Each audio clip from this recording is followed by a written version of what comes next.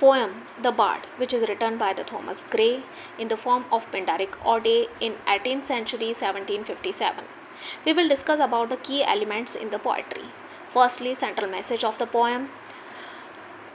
इस पोएम में central message जो यूज़ किया हुआ है, the king Edward first misused his power and the poet gave a curse to the king. जब किंग अपनी पावर का मिसयूज़ करता है और पोएट इसके लिए उसे जो अभिशाप देता है, उस बारे में इस पोएम में बात की गई है. Next, theme death, immortality, spirituality and war.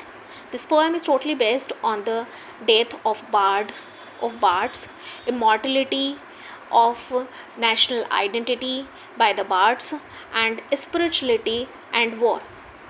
Edward I, King of England, and the King of Welsh were involved in the war. Then the King of Welsh was defeated by the Edward I. It's totally explained in this poem. जब Edward first king और Welsh के king दोनों ने war किया था और उसमें Edward first ने वेल्श के किंग को हरा दिया था, उस बारे में भी इस पोएम में बताया हुआ है. It's all the subjects of this poem. Third, speaker. इस पोएम में जो स्पीकर है वो है एक लास्ट में बचा हुआ बार्ड जो कि जेनोसाइड से बच गया था. The last bard who saved from genocide. जो एडवर्ड फर्स्ट किंग ने जो जेनोसाइड करवाया था, उसमें से एक बार्ड जो है वो गलती से बच गया था. तो वही इस पोएम का स्पीकर है, जो कि इस पोएम में सारी घटनाओं को, सारे इवेंट्स जो है वो एक्सप्लोर कर रहा है, एक्सप्लेन कर रहा है. Fourth, poetic form of the poem. इस पोएम में जो पोएटिक फॉर्म यूज़ किया हुआ है वो है ode form, Pindaric ode form. Pindaric ode. Ode is the form of the poem in which 3 stanzas, जिसमें कि एक ओडे जो है एक फॉर्म होता है पोएम का जिसमें 3 stanzas होते हैं, स्ट्रोफी, एंटी स्ट्रोफी एंड इपोड. ये ओडे फॉर्म जो है ये पिंडारिक ओडे फॉर्म है. पिंडारिक जो नेम है, which is name of the Pindar which is a Greek poet. Pindar जो कि एक ग्रीक पोएट है, इसका ही एक ये पोएटिक फॉर्म है पिंडारिक ओडे. और इसके अंदर 3 स्टेंजास होते हैं और तीनों स्टेंजास में अलग अलग लाइंस, नंबर ऑफ़ लाइंस अलग अलग होती है. Number of lines and rhyme schemes को भी अलग अलग यूज़ किए जाते हैं. Fifth, based on. ये पोएम जो है वो रियलिटी बेसिस पोएम है.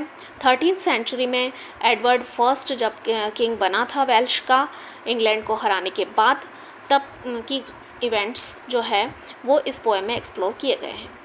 Sixth, poetic devices. इस पोएम में कौन कौन से पोएटिक डिवाइसेस यूज़ किए हुए हैं? Firstly, alliteration, imagery, hyperbole, repetition, metaphor, simile, irony, anaphora, personification, onomatopoeia. Poetic devices जो होती है उसको मैं डिटेल्ड में एक्सप्लेन करूँगी आपको एक नेक्स्ट वीडियो में. उसमें आप देखेंगे कि ये सारे पोएटिक डिवाइसेस जो हैं वो पोएम को इम्पैक्टफुल बनाने के लिए यूज़ किए जाते हैं. ये सारे पोएटिक डिवाइसेस इसमें यूज़ किए हुए हैं. Seventh, rhyme scheme. इसमें तीनों स्टेंजास में अलग अलग राइम स्कीम्स यूज़ किए हुए हैं. फर्स्ट स्टेंजा में 3 पार्ट्स हैं. 14 लाइंस के 2 पार्ट्स हैं. उन 14 लाइंस के 2 पार्ट्स में जो राइम स्कीम यूज़ किया हुआ है वो है ABAB, CC, DD, EF, EF, GG. और 29 to 41 लाइंस में जो राइम स्कीम यूज़ किया हुआ है वो है AB, CBA, CD, EE, DF, GF, G.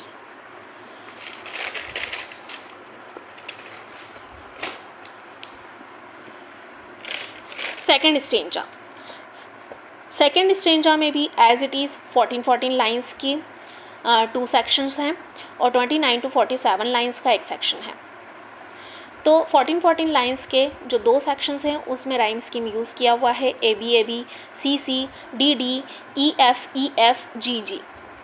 और 29 to 47 लाइंस में AB, CBA, CD, EE, DFG, FG, HI, HI, JJ.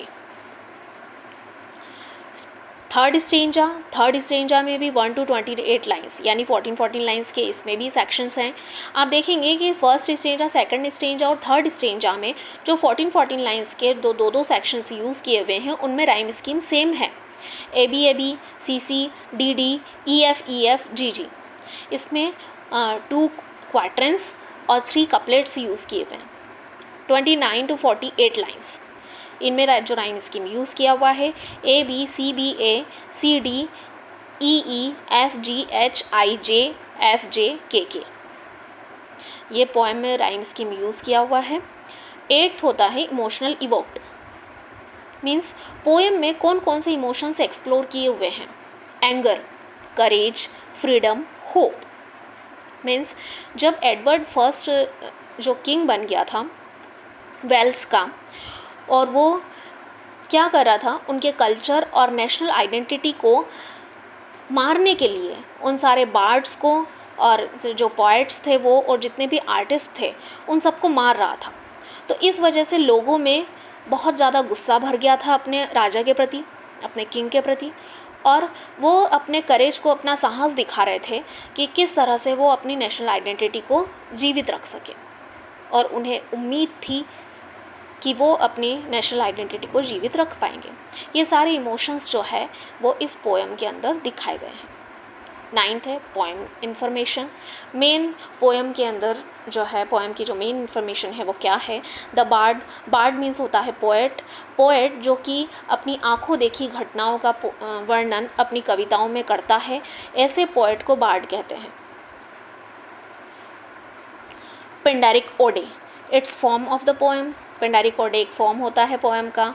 In this poem poet talks about the history of cruel king Edward first in 13th century.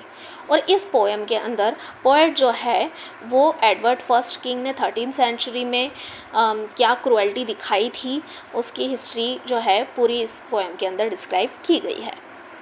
Okay, then all of this key elements of the poem the Bard, which is written by the Thomas Gray.